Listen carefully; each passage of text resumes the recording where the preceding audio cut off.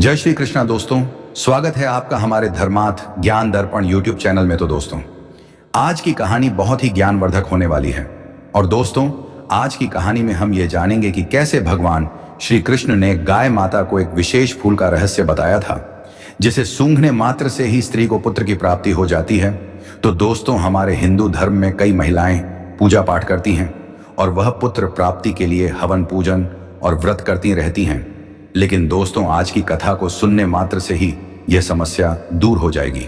और दोस्तों, आपका ज्यादा समय न लेते हुए हम इस ज्ञानवर्धक कहानी को अब शुरू करते हैं। तो दोस्तों, एक समय की बात है कि भगवान श्री कृष्ण और महारानी राधा वृंदावन के एक सुंदर वन में बैठे थे। और वह वन अत्यंत मनोरम था और चारों ओर हरी भरी घास थी और फूलों की हल्की खुशबू और पक्षियों की मधुर चहचहाहट वातावरण को और भी मनमोहक बना रही थी। और बगीचे के पीछे बहुत सी गायें चर रही थीं और उनका उन्मुक्त विचरण उस दृश्य को और भी दिव्यता प्रदान कर रहा था। तभी उन गायों में से एक गाय धीरे धीरे से आगे बढ़ी और भगवान श्री कृष्ण के पास आई और सिर झुकाकर उन्हें प्रणाम करने लगी। तभी और फिर उसने विनम्र स्वर में भगवान श्री कृष्ण से कहा, हे प्रभु, मैं आपके दर्शन करना चाहती हूँ और मैं आपके इस दिव्य रूप के दर्शन पाकर बहुत धन्य हो चुकी हूँ। लेकिन प्रभु, मेरे मन में एक बड़ा संदेह पैदा हो गया है। कृपया मेरी इस समस्या का समाधान करें। तब श्री कृष्ण ने मुस्कुराते हुए कहा, हे गौ माता, आपको इसमें क्या संदेह है? बिना किसी हिचकिचाहट के मुझे बताओ। तब फिर गाय माता ने कहा, हे प्रभु, मैं एक अमीर व्यापारी की गाय थी और व्यापारी अपनी गर्भवती पत्नी को दूध पिलाने के उद्देश्य से मुझे ले गया था। लेकिन जब सेठ की पत्नी के बच्चे को जन्म देने का समय आया तो अचानक उसका गर्भपात हो गया और इस घटना से दुखी होकर सेठ ने मुझे अकेला छोड़ दिया। हे भगवान, मुझे यह संदेह है कि स्त्री का गर्भ क्यों गिरता है और पुत्र कैसे पैदा होता है। और प्रभु, वह कौन सा फूल है जिसके सूंघने मात्र से पुत्र की प्राप्ति होती है? तब फिर श्री कृष्ण ने अपनी मधुर वाणी में कहा, हे गौ मां, आपके इन प्रश्नों के उत्तर देने के लिए मैं आपको एक ज्ञानवर्धक कहानी सुनाता हूं। और इस कथा में बताया गया है कि एक विशेष पुष्प के श्रवण मात्र से पुत्र की प्राप्ति कैसे होती है। और फिर यह सुनकर गौ माता ने श्री कृष्ण से कहा, हे भगवान, कृपया वह कथा सुनाइए। और फिर दोस्तों, श्री कृष्ण ने कहानी शुरू की। एक समय की बात है, रामनगर नाम के गांव में एक किसान था जिसकी 6 बेटियां थीं।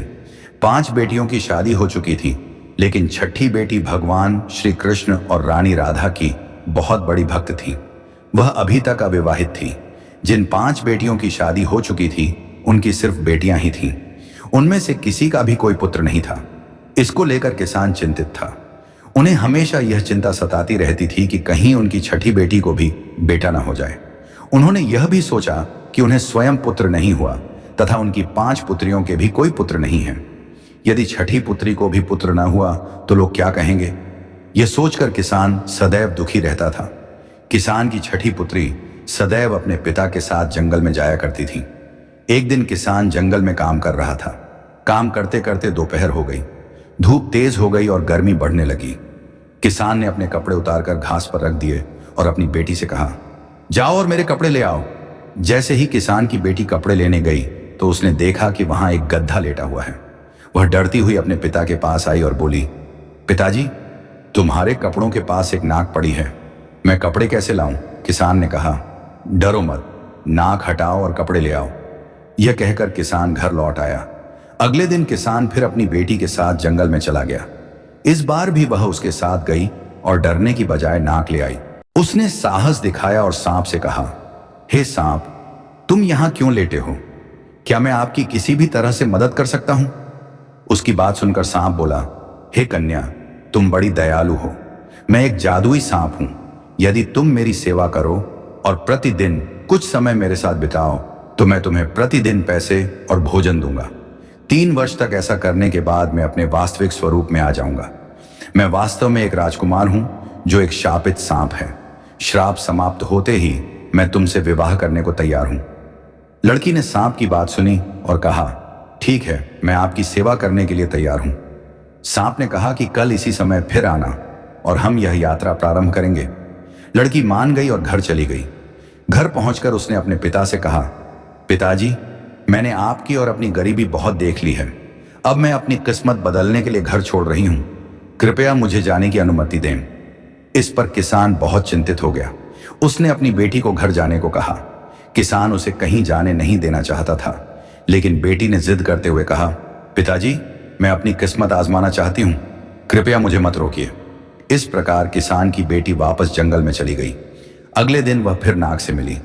उसे वापस आता देख नाग बहुत खुश हुआ और बोला कि अब जब तुम यहां हो तो मुझे कुछ देर के लिए जंगल में ले चलो।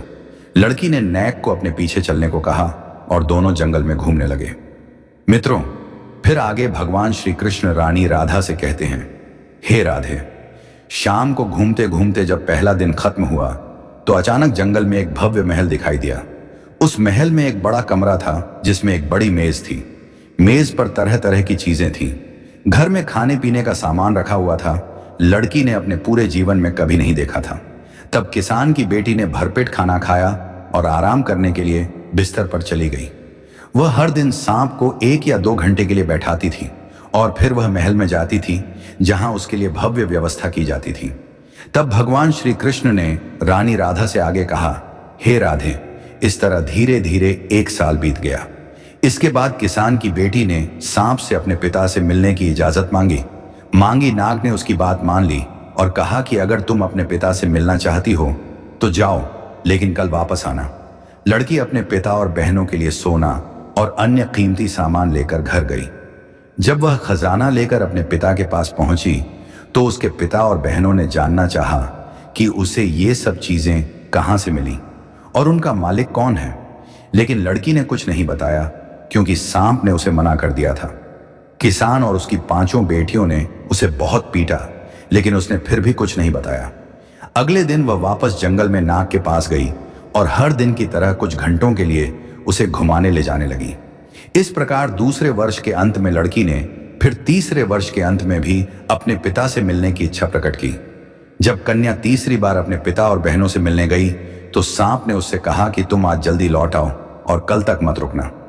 लड़की ने सांप से वादा किया कि वह तुरंत वापस आ जाएगी, लेकिन जब वह अपने पिता के पास पहुंची तो उसके पिता और बहनें उससे पूछने लगे कि उसके द्वारा लाए गए धन और चांदी और सोने का असली मालिक कौन है। लड़की फिर भी कुछ नहीं बोली। उन्होंने बताया कि इस बार किसान ने उन्हें घर से बाहर जाने से रोक दिया। किसान की बेटी किसी तरह खुद को छुड़ाकर जंगल की ओर भागी, लेकिन जब वह जंगल में पहुंची तो सांप वहां नहीं था। उसने चारों ओर देखा, लेकिन महल भी गायब हो गया था। मित्रों, दुख की बात यह थी कि नाग के 3 वर्ष पूरे हो गए थे और उसका श्राप समाप्त हो गया था। वह अब एक राजा बन गया था और अपने राज्य में लौट आया। लड़की नाग को वहां न पाकर बहुत परेशान हो गई। वह सोचने लगी कि यदि मेरे पिता और बहनों ने मुझे रोकने की कोशिश न की होती तो मैं समय पर नाग को ढूंढ लेती। तब उसने नाग की तलाश करने का फैसला किया। उन्होंने पूरी दुनिया में नाग की खोज करने का प्रण लिया। खोजते खोजते वह जंगल में एक कुटिया के पास पहुंची जहां एक बुढ़िया रहती थी। उसने बुढ़िया से रात के लिए आश्रय मांगा और सारी बात बताई। बुढ़िया ने मैत्रीपूर्ण ढंग से लड़की का स्वागत किया और उसे 3 सेब दिए। उसने बताया कि पहले सेब में एक सुनहरा तकला था, दूसरे सेब में सुनहरा धागा था और तीसरे सेब में एक सुनहरा चरखा था। बुढ़िया ने उसे यह भी बताया कि इन सेबों का उपयोग कैसे करना है और वे उसे राजा तक पहुंचने में कैसे मदद करेंगे। बेटी ने महिला को धन्यवाद दिया और तीनों सेब लेकर आगे बढ़ गई। कई दिनों तक चलने के बाद वह एक कांच के पहाड़ पर पहुंची। वह नहीं जानती थी कि इसे कैसे पार किया जाए। पहाड़ बहुत फिसलन भरा था और वह बार बार नीचे गिर रही थी। आखिरकार उसे एक लोहार मिला और उसने उसके हाथों और घुटनों पर घोड़े की नाल लगवाई ताकि वह पहाड़ पर चढ़ सके। इस तरह उसने कांच का घोड़ा बना डाला। वह पहाड़ पार कर गया और उसके बाद उसने एक महान शहर देखा। वह नगर उसी राजा का था जो पहले नागा था। राजा अपनी पत्नी के साथ वहां सुखी जीवन व्यतीत करने लगा। दोस्तों, राजा की कोई संतान नहीं थी, लेकिन उसकी रानी उस पर अपना सारा धन लुटा देती थी। दूसरी ओर किसान की बेटी राजा से मिलने के लिए शहर में दाखिल हुई। उसने दाई का भेष धारण किया और रानी से महल में काम मांगा। रानी को लगा कि वह सूत काटती है, इसलिए उसने उसे महल में काम दे दिया। रानी ने पहले सेब से सोने की तकली निकाली और काम में लग गई। रानी ने सोने की तकली देखी और उसे बहुत पसंद आई। उसने लड़की से इसे खरीदने की इच्छा जताई। किसान की बेटी ने कहा, यह बिक्री के लिए नहीं है, लेकिन यदि आप मुझे एक रात राजा को उपहार के रूप में दे सकें तो मैं इसे खरीद लूंगी। अगर तुम मुझे अपने साथ समय बिताने दो तो मैं तुम्हें यह तकली दे दूंगा। रानी ने राजा को नींद की गोलियां दी और शयन कक्ष में भेज दिया। लड़की राजा के पास बैठ गई और रोने लगी और उसे अपनी सारी कहानी बताने लगी। लेकिन राजा गहरी नींद में था और उसे कुछ भी सुनाई नहीं दे रहा था। सारी रात कन्या अपनी व्यथा सुनाती रही और सुबह होते ही रानी ने उसे शयन कक्ष से बाहर निकाल दिया। भगवान श्री कृष्ण रानी राधा से कहते हैं, हे राधे, जब किसान की बेटी ने उदास होकर दूसरा सेब तोड़ा तो उसमें से सोने के धागे की एक रील निकली। जब रानी ने वह रील देखी तो उसने उसकी बहुत प्रशंसा की और किसान की बेटी से उसे खरीदने की इच्छा व्यक्त की। लड़की ने फिर कहा, अगर आप मुझे राजा से मिलने की इजाजत दें तो मैं आपको यह रील दे दूंगी। रानी ने वादा किया और सब कुछ पहली रात की तरह ही हुआ। इस बार भी रानी ने राजा को नींद की गोलियां दे दी। राजा फिर से गहरी नींद में सो गया, जिसके कारण वह रोने और रोने लगा, लेकिन शिकायतें उसे जगा नहीं सकी।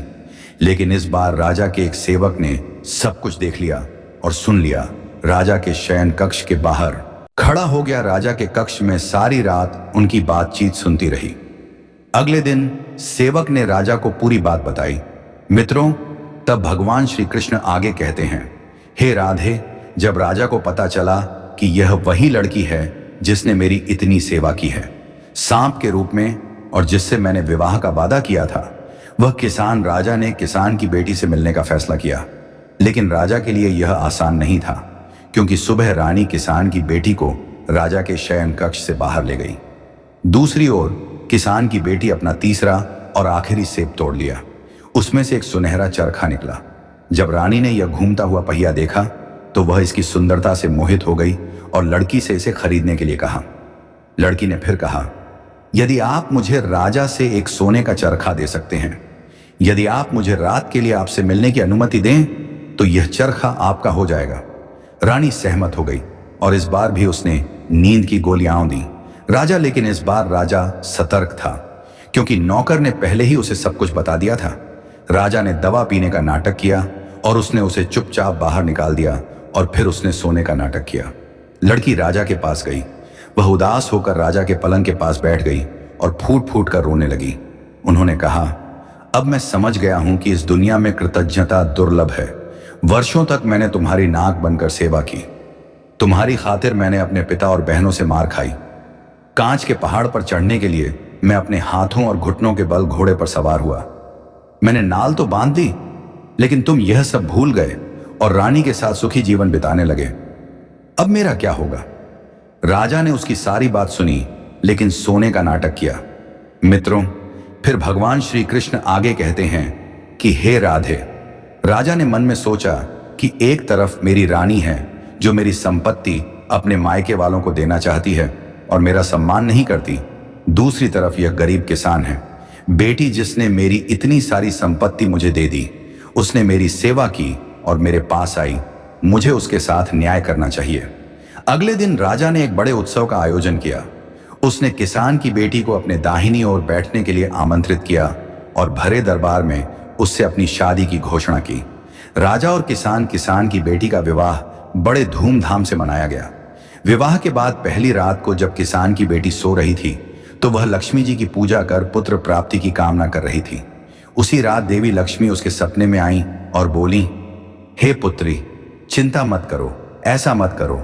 मैं तुम्हें एक उपाय बताऊंगी जिससे तुम्हारी इच्छा पूरी हो जाएगी। मासिक धर्म समाप्त होने के बाद शाखाओं को ढक देना। बगीचे के उत्तर पश्चिम कोने में पूर्ण विकसित लाल और सफेद फे गुलाब रखें और अगली सुबह सूर्योदय के समय उन्हें हटा दें। यदि आप पुत्र चाहती हैं तो लाल गुलाब को सूंघें और फिर अपने पति के साथ संभोग करें।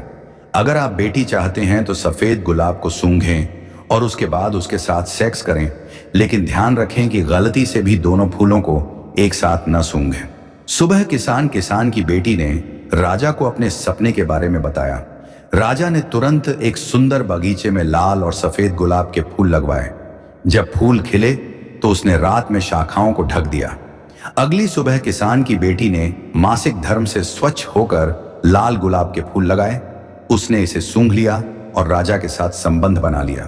कुछ समय बाद वह गर्भवती हुई और समय आने पर उसने एक पुत्र को जन्म दिया। राजा ने पुत्र के जन्म की खुशी में पूरे राज्य में ढोल बजाए, मिठाइयां बांटी और प्रजा को दान दिया। दोस्तों, किसान की बेटी ने यह उपाय अपने पिता और बहनों को भी बताया। यहां तक कि राजा की पहली रानी को भी यह रहस्य बता दिया गया। जिसके भी घर में पुत्र की प्राप्ति हुई या उसने पुत्र की कामना की, उसे इच्छानुसार फल मिला। दोस्तों, भगवान श्री कृष्ण कहते हैं, हे गौ माता, इस तरह सभी के जीवन में सुख और शांति बनी रही और उनका परिवार आनंद से भर गया। तो दोस्तों, आपको हमारी ये कहानी की वीडियो कैसी लगी, कमेंट करके जरूर बताएं। और दोस्तों, आपको हमारी ये कहानी की वीडियो अच्छी लगी हो तो प्लीज हमारी इस वीडियो को एक लाइक जरूर कर देना। और दोस्तों, आपने अभी तक हमारे इस चैनल को सब्सक्राइब नहीं किया हो तो प्लीज हमारे इस चैनल को सब्सक्राइब जरूर कर देना, क्योंकि आने वाली इसी तरह की हर कहानी की वीडियो की नोटिफिकेशन आप तक सबसे पहले पहुंचे।